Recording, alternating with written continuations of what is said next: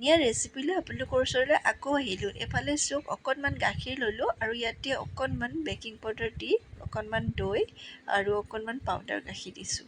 ইয়াত ধুনীয়াকৈ গোটেইবোৰ একেলগতে মিক্স কৰি লৈছোঁ। মিক্স কৰি অকণমান দেৰি মিক্স কৰাৰ পাছতে সেইফালে চাওক কেনেকুৱা ধুনীয়া হৈ গ'ল। তাৰপাছতে অকণমান ইয়াতে ঘি এড কৰিব। ঘিখিনি এড কৰাৰ পাছত আকৌ অকণমান দেৰি মিলাই থাকিব ধুনীয়াকৈ।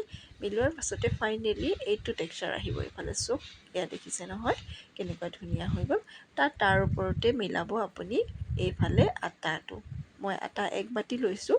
আটা 1 বাতি লৈ এতিয়া ধুনীয়াকৈ এইখিনি মিক্স কৰি ল'লোঁ।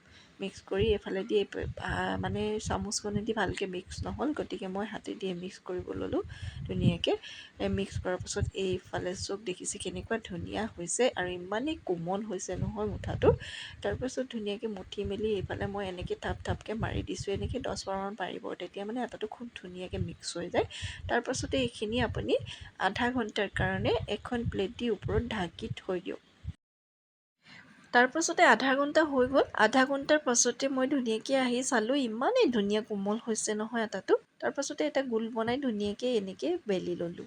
এয়া দেখিছেনে? বেলি লোৱাৰ পাছতে ওপৰতে অকণমান তিল ছটিয়াই ল'লোঁ। মানে মই বনাবলৈ লৈছোঁ আজি নান। দেখিছেনে? তিলকেইটা দিয়াৰ পাছতে বেলনাডালে এনেই অকণমান ওপৰতে ঘঁহাই দিলোঁ আৰু এইফালে কেৰাহীখন গৰম কৰি থৈছিলোঁ। গৰম কৰি মই ইয়াতে ধুনীয়াকৈ ইয়াত দি দিলোঁ। দিয়াৰ পাছতে ফুলি আহিছে কি ধুনীয়াকৈ দেখিছেনে? আৰু ইটো চাইডে মই লুটিয়াই দিলোঁ। লুটিয়াৰ লগে লগে হৈ গ'ল আৰু বাটাৰটো ওপৰত ধুনীয়াকৈ ঘঁহি দিছোঁ। এতিয়া চাওক মানে মই বনাইছোঁ বাটাৰ নান। দেখিছেনে? আপুনি যদি কেনেবাকৈ খাবলৈ মন গৈছে অকণমান আপুনি কষ্ট কৰিলে ঘৰতে আপুনি বাটাৰ নান খাব পাৰিব। এয়া দেখিছেনে? মই সকলোখিনি ধুনীয়াকৈ বনাই ল'লোঁ। হোটেলত গৈ আপুনি যোনটো বাটাৰ নান খায় সেইটো আপোনাক বাটাৰ নানটো ময়দা দি বনায়। গতিকে ময়দা আমাৰ স্বাস্থ্যৰ কাৰণে কিমান হানিকাৰক সকলোৱে জানে। গতিকে আমি ময়দাটো ইমান খোৱা ভাল নহয়। গতিকে মই এয়া আটাই দি বনাইছোঁ আজি বাটাৰ নান। মোৰ ৰেচিপিটো একচুৱেলি আপোনালোকে যদি ভালকৈ চায় তেতিয়া গম পাব সকলোবোৰ বস্তু মই কোৱান্টিটিটো কিমান দিছোঁ কি কথা আপোনালোকে ধুনীয়াকৈ গম পাই যাব। তাৰপাছত ৰেডি কৰি ল'লোঁ গোটেইবোৰ হটকেছত ভৰাই আৰু চাওক এনেকুৱাই কোমল হৈছে নানকেইখন। দেখিছেনে? পিছে নানখনৰ লগত খাবলৈতো কিবা লাগিব, গতিকে বনালোঁ আৰু এটা চব্জি। এয়া চাওক ৰচুন পিঁয়াজখিনি ধুনীয়াকৈ ভাজি ল'লোঁ আৰু বিলাহীটো ওপৰত কাটি দিলোঁ। মই সৰু আলু আছিলে বেবী পটেটো, তো বেবী পটেটোখিনি ধুনীয়াকৈ কাটি ল'লোঁ। ওপৰৰ বাকলিটো মই এৰাই দিয়া নাই কিন্তু দেই, বাকলিটো থাকিলে খুবেই ভাল লাগে বেবী পটেটো খাই। তাৰপাছত ধুনীয়াকৈ এইখিনি ভাজি ল'লোঁ। মানে ৰচুন পিঁয়াজটোতো আগতে ভাজি থৈছিলোঁ আৰু তাত টমেটোটো দিয়াৰ লগে লগে টমেটোটো ধুনীয়াকৈ মিক্স হৈ গ'ল। হোৱাৰ পাছতে মই ইয়াতে পানী ঢালি দিলোঁ। মানে মই অকণমান গ্ৰেভিকৈ বনাব বিচাৰিছোঁ, কাৰণ নানৰ লগত খাবলৈ অকণমান গ্ৰেভি হ'ব লাগে, তেতিয়া ভাল লাগে।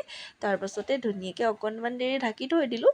ঢাকি থোৱাৰ পাছতে চব পানীটো অকণমান শুকাই গ'ল, আলুটো সিজি গ'ল আৰু এনেকৈ অকণমান হেতাখনেদি এনেকৈ খুন্দিয়াই মেলি ভাঙি দিব, তেতিয়া খুব ভাল হয়। আৰু দুটামান জলকীয়াও দিছোঁ, টেষ্টটো বিৰাট ভাল আছিল কিন্তু দেই। তাৰপাছতে এইফালে চাওক এতিয়া প্লেটিঙৰ টাইম। ধুনীয়াকৈ কুকুম্বাৰ, লেমন, এফালে অনিয়ন আৰু এইফালে হৈছে বেবী পটেটো চব্জি আৰু এয়া হ'ল মোৰ বাটাৰ নান। ৰেডি হৈ গ'ল। দেখিছেনে? খাবৰ কাৰণে। আজিলৈ মানে আকৌ এটা নিউ ব্লগৰ সৈতে আপোনালোকক পুনৰ লগ পাম। যদি মোৰ পেজৰ পৰা চাইছে ফ'ল' কৰিবলৈ আপোনালোকে নাপাহৰিব। হেভ আ নাইচ ডে।